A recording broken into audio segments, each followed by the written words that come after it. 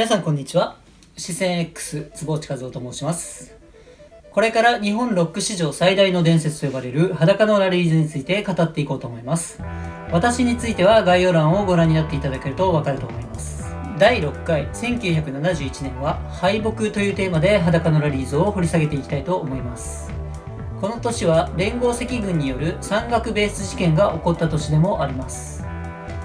連合赤軍の浅間山荘に至る経緯は山本直樹さんのレッドという漫画がとっつきやすいです。概要を話しますと、非合法活動に移行していた審査抑組織2つが連合赤軍として統合し、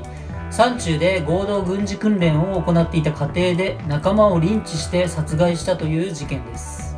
私はこの連合赤軍に関する映画を2本見ました。一つは光の雨という映画で、こちらは原作と違い内容があまりに陰惨なために劇中劇という形をとっています。光の雨の映画ではエンディングで、この時の若者も今の君たちと同じだったんだよといったようなことを監督自身が語っていますが、私にはこれが非常に歯切れが悪く感じました。口述しますが、この事件発覚後、当時の運動に関わっていた人たちがこの事件当事者を生かしたのですが、そうした生か作用を咎めるだけであれば、映画内での監督の葛藤や現代の若者がそれを演じたということの意味があまりに俗物的で消化しきれていないように感じます。もう一つは若松浩二監督の実録連合赤軍です。若松さんとは生前に何度か会っていて、その際にこの映画の制作過程についても聞きました。当時私は渚陽子さんという歌手のバックでギターを弾く仕事をしており、若松さんのキャタピラーという映画の試写会でのコンサートで招かれて九州に行った時、若松さんもいらっしゃいました。70年代当時、若松さん自身がカンパを左翼活動家にしていたわけですが、実録の撮影をするにあたってその時の人たちに逆にカンパを募ったけれども、ほとんどの人は協力しなかった上に、なぜ今更蒸し返すのかといったようなことも言われたそうです。結局浅間山荘の撮影では自分の家を破壊して撮影したそうですが、劇中最後の当時16歳だった少年の勇気がなかったんじゃないかという言葉、これは創作ですが真実めいて聞こえました。つまり集団リンチはみんなが臆病だから起こったということですし、そのことが若松さんのこの事件に対する総括だと考えて良いと思います。映画についての紹介は以上ですが、私はこの事件に関して心理学的アプローチを試みたいと思います。閉鎖的空間で与えられた役割を演じるうちに人間の内なる暴力性が増幅するような実験はいくつも発表されています。例えば別名アイヒマンテストと言われるミルグラム実験ですとか、スタンフォード監獄実験が非常に有名です。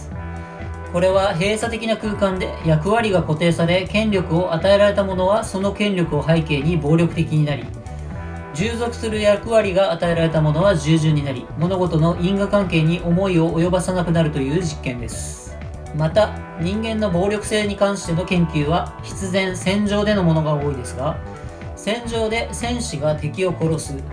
暴力を行使するモチベーションは何から来ているでしょうか。相手への憎しみでしょうか。違います。最も大きいのは上官や同僚に対する関係を良好に保つためです。つまり誤解を恐れずに言えば、組織的暴力はコミュニケーションという意味合いを持っています。敵を殺すとき、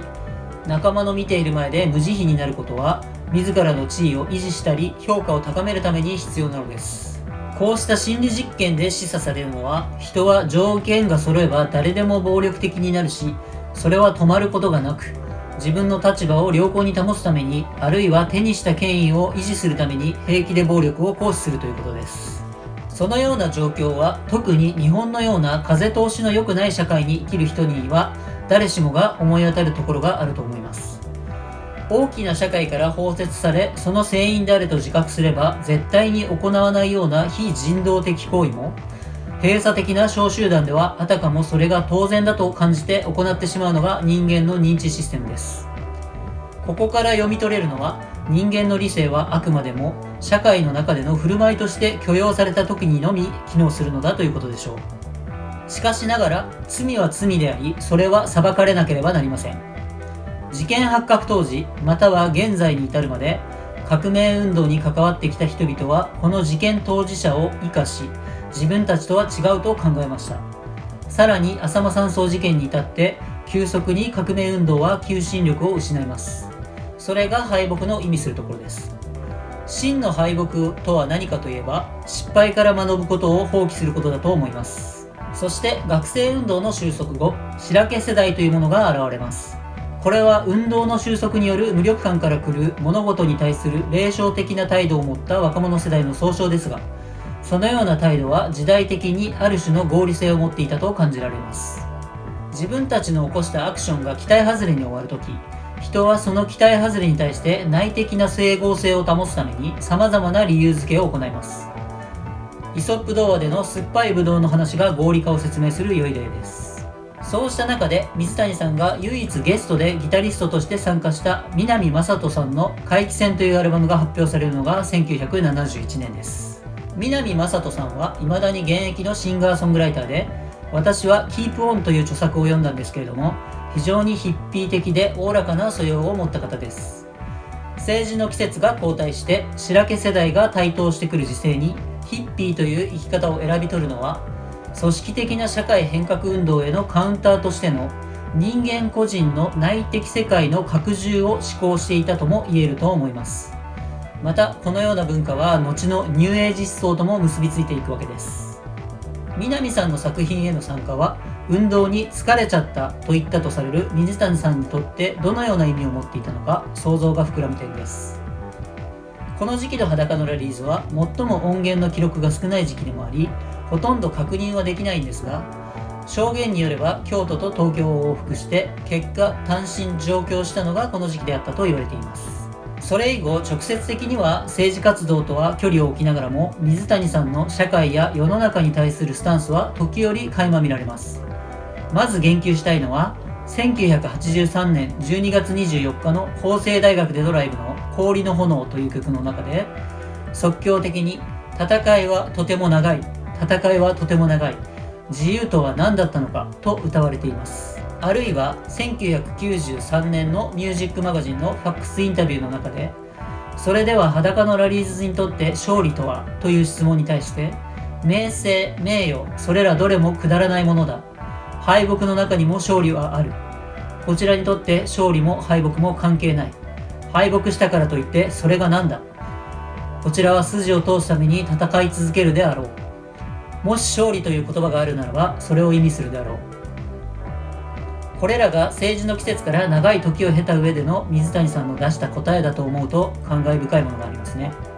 水谷さん同様、南雅人さんも非常に長いキャリアを商業ベースではなく現在に至るまで活動を続けています。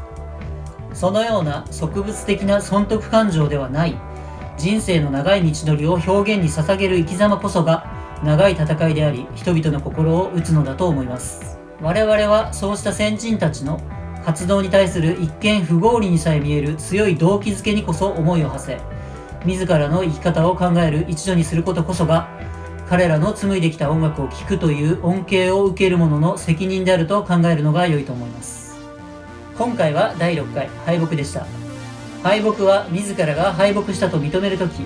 戦うのを諦めたときに起きるということであり、水谷さんのように戦い続ける限り敗北は存在しないということでした。次回第7回1972年は美というテーマでやっていこうと思います。